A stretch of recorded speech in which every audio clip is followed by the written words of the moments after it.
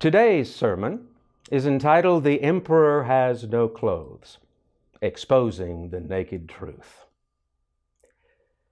Hans Christian Andersen's famous folktale features an emperor who loved to strut about in sartorial splendor. Accordingly, he hires two tailors to make him an exquisite suit of clothes befitting his inflated self-image. Knowing the emperor's enormous ego and the insecurity that goes with it, the tailors pledge to make him the world's finest attire, with a special interwoven power that makes them invisible to anyone unfit for their positions. In other words, only the truly competent, worthy people would be able to actually see the king's apparel. It's a gigantic scam, but tailor-made for this narcissistic ruler who promptly broadcast the project across the kingdom. The tailors make this huge pretense of selecting and crafting the materials with the greatest care. When the grand moment of unveiling the new clothes finally comes, they bring, well, nothing at all, because there's nothing to see. But everyone, including the emperor, is afraid to say anything for fear they would be judged unfit for their jobs. That was the deal, remember? Only the best and brightest could see these garments. So the emperor strips and allows himself to be adorned with nothing but fake clothes the tailors elaborately mime to put on him. There.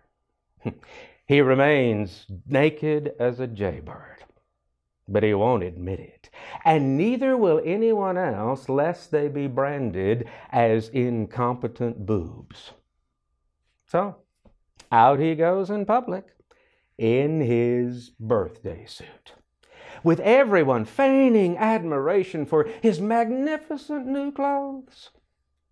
Everyone except one little child, who blurts out, "Look, look, the emperor has no clothes," which starts everyone else buzzing about the obvious truth. The pompous ruler has been had, totally humiliated, though he keeps vigorously denying it. Too often, I'm afraid, that's the way it is with powerful people. Chief officials in political, economic, even religious realms prove to be nothing but empty suits. Self-absorbed, self-advancing narcissists with scant sense of service and duty, truly unfit, unsuited for their vocations. Jesus satirized rulers like Caesar and Herod in his day who, quote, dressed in soft robes and fine clothing, living in luxurious royal palaces, but were good for little else, certainly not for furthering God's kingdom. By contrast, he commended the rough-clad, desert-dwelling John the Baptist as a genuine agent of God. Ditto for Jesus, who also told his disciples, one basic outfit, that's all you need. No extra tunic. And if someone's worse off than you and needs that one shirt on your back, well, give it to them. A different twist on the naked theme. Jesus comes as Lord and Messiah of God's kingdom with a whole different idea of what it means to rule justly and rightly. And it gets him killed by the fancy dress set, who don't fancy having their way of doing things challenged. It gets him stripped and strapped to a Roman cross. But that's not the end. Easter Sunday exposes a whole new reality, resurrecting Jesus to new life, redressing the unjust violence done to Jesus, and dressing more literally, a special divine messenger, as we will see. The naked truth in Mark's gospel unfolds in 3 stages, from Jesus' arrest to his crucifixion and ultimately his burial and resurrection. Stage 1 takes us back to Jesus' arrest in Gethsemane, when Judas marks out Jesus with a treacherous kiss.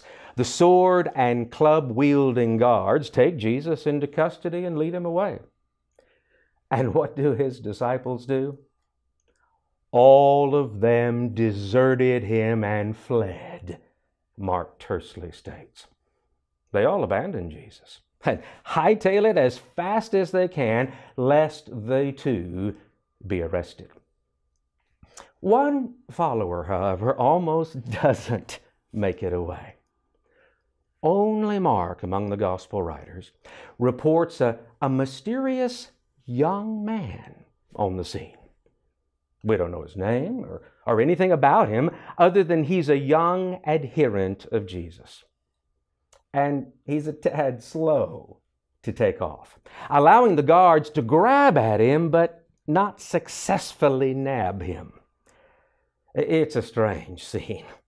For whatever reason, this young man is only sporting a single linen cloth, and it comes off in the hands of the grasping guards as he dashes away into the night. Meet the first streaker in New Testament history. Well, that's a rather shocking R-rated image. Maybe that's why the other Gospels omit it. But that begs the key question. Why does Mark include this particular scene? What does it really reveal? Some scholars suggest a cameo appearance by Mark himself, kind of like Hitchcock's putting himself in one of his movie scenes. But there's no proof here of Mark's identity. And in any case, it would be an odd way to call attention to yourself unless you're a frat boy. Oh yeah, look at me. I'm the guy who ran away naked at Jesus' arrest. No. Something more is going on here. Consider 2 possibilities. First, this young man may symbolize all of Jesus' disciples, exposing their youthful immaturity. They're all proving to be young novices in the faith. And their shameful insecurity. They're all more concerned with saving their own skins than with supporting Jesus, and consequently expose their cowardly skins for all to see. Not least, Jesus himself. In effect, he sees their bare backsides as they flee, leaving him stripped of support and leaving the movement strapped for leadership. Do we really expect these guys to step up and continue the work after Jesus' death? Second, this young man might also represent something else, as a pastor friend recently suggested to me. Periodically in the Bible, an anonymous man or men who appear suddenly function as angelic figures, special messengers of God or mediators of God's presence in some way. If that's how we should view Mark's young man, well, we have an even more haunting picture. Not only do Jesus' earthly followers abandon him at his most critical hour, but even the presence of God seems more distant. In Matthew's account, Jesus tells his captors, "Now, don't you know, I could call 12 legions of angels and they'd wipe you out in an instant. You couldn't arrest me if I didn't allow it." Mark, however, takes a different tack. This one young man, guardian angel, if that's what he is, leaves Jesus to fend for himself. No angel seems at Jesus' beck and call now. No one in heaven or earth seems on Jesus' side at this moment. The naked truth begins to dawn that he will suffer and die alone, which propels us to stage 2 in this clothing drama, Jesus' crucifixion. We need not linger long here. The facts are as patent as they are painful. Roman soldiers first decide to play a little dress-up game with Jesus, stripping him of his own clothes and replacing them with a purple cloak, mocking his kingly claims. To complete the outfit, he needs a crown too, which they fashion out of hard, thorny nettles and ram down into his skull. They add insult to injury with sham salutes and bellows of "Hail, King of the Jews!" The subtext is clear. This is what happens to royal pretenders who dare challenge Caesar's authority. They then strip him, again, of this purple robe, slap his own clothes back on him, hustle him to Skull Hill, Golgotha, nail him to splintery planks of wood, and crucify him. But the soldiers heap on yet more abuse, stripping Jesus again. This is the third time, tearing his clothes into pieces and gambling for the best souvenirs. Maybe they've got a grisly collection somewhere of crucifixion swatches. Maybe they're just bored. It takes several hours for crucifixion victims to die. Might as well pass the time with a little amusement. Whatever the soldier's motivation, the fact is that Jesus dies thoroughly exposed, completely bare. The King of the Jews has no clothes. For modesty's sake, most artistic representations paint or sculpt at least a loincloth for the crucified Jesus. But that's not the way it was. He died as naked as he came into the world, as art routinely depicts the baby Jesus. From start to finish, Jesus comes to us, as Richard Rohr remarks, as God incarnated into vulnerability and nakedness. Jesus' stark suffering only intensifies in his last gasps of breath. 6 hours into the crucifixion at 3 p.m., the sky already eerily dark, Mark's Jesus unleashes his gut-wrenching final cry, "Eloi, Eloi, lema sabachthani." My God, why have you forsaken me? Have you left me too, Father? Like the betraying Judas, the denying Peter, the deserting disciples, like the streaking young man at the arrest, whether disciple, angel, whoever, have you, my God, nothing to offer me at my direst hour but abject abandonment, bare bereavement, naked nothingness? And so, Jesus dies utterly bereft. It is the single darkest moment in human history. But it is by no means the end. For Jesus or for us. In fact, it signals the beginning of a new world-redeeming hope, which dawns, not surprisingly, with reclothing, redressing, recovering. And so we come at last to stage 3. Jesus' burial and resurrection.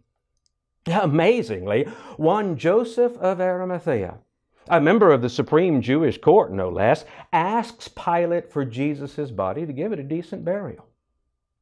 This is highly irregular. Normally, crucifixion victims were left to hang dead for the predations of vultures and wild dogs. Then the mangled, tortured remains would be thrown into a burning garbage heap. But this Joseph respectfully lays Jesus' body on a stone slab in a rock tomb. Oh, and note very well, he wraps Jesus' body in a sindon, which is exactly the same term denoting the linen cloth the young man left behind at the arrest scene. And speaking of the young man, after his brief appearance and ignominious exit, he returns for the grand finale staged at Jesus' tomb. Early Sunday morning, Mary Magdalene, another Mary, and Salome come to anoint Jesus' body with spices to bring a whiff of fragrant life into the deathly vault. By the way, the male disciples, they're still nowhere to be found. They're hiding out somewhere. It's the women who lead the way. And this way turns out to be a lot more than they bargained for. They'd been concerned about how they would roll the heavy boulder from the tomb's entrance, but when they arrived, it's already removed. Well, that's good. So they walk right in. But then things get really strange. As they take in the scene, they notice, much to their alarm, that there's no body to anoint. Jesus' corpse is not there. But someone else is there, and he's not dead. He's sitting up on the right side of the burial slab. Somehow I imagine him with legs crossed and lips forming a pleasant smile. He seems quite relaxed, while the women are absolutely and understandably beside themselves. Only Mark identifies this mystery guest as you may guess it by now, as a young man. But, no, is he? No. It's okay, because we soon learn that he's dressed in a white robe. Thank God. See, a young disciple of Jesus, is he an angelic messenger of God? Well, that's hard to say. But in any event, he sure seems to be like that very figure who fled away naked from Jesus earlier. He's back. He's back now in glorious white apparel. Darkness has given way to light. Nakedness has been covered. And this robed young man has an important message for these women. Don't be alarmed. You're looking for Jesus who was crucified. Well, he's been raised from the dead. Look, here's the place they laid him, this empty, naked place. King Jesus, Emperor Jesus, the viceroy of God's realm, is risen from the darkest, starkest death imaginable, and this emperor has clothes. He's vindicated as the fittest, most well-suited ruler with consummate love and power to bring true justice, peace, righteousness, and wholeness into a broken world. And he has a walk-in closet you wouldn't believe, full of beautiful robes in every shape and size for every one of us, flawed, unfit, vulnerable, naked creatures. Just as the women walked into the tomb that first Easter morning to discover the naked truth of Jesus' resurrection, the invitation is wide open for us to enter Jesus' capacious wardrobe, chocked full of bright, fresh new clothes for us to put on, and begin to explore the wonderful new world of God's kingdom. a world of recovery, recovering, redressing, restoring, renewing, rejuvenating under the right-making rule of our risen Lord and King, even Jesus the Christ. Amen and amen.